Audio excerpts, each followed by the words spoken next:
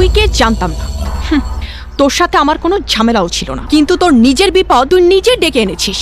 এই মায়াকে তুই চিনিস না। হায় হায়, তোমার যে সুইট চেহারা, মাথা নষ্ট করা ফিগার, তাতে যে কোনো ছেলে তোমাকে দেখলে প্রেম করতে চাইবে। আমিও মেবি তাই চাইতাম, বাট তোমার এই আচরণ দেখে আমি কেন, রাস্তার ফকিরও তোমার দিকে ফিরে তাকাবে না। বাই দ্য ওয়ে, তোমার এই চাপা রেল স্টেশনের প্ল্যাটফর্মে গিয়ে মেরো।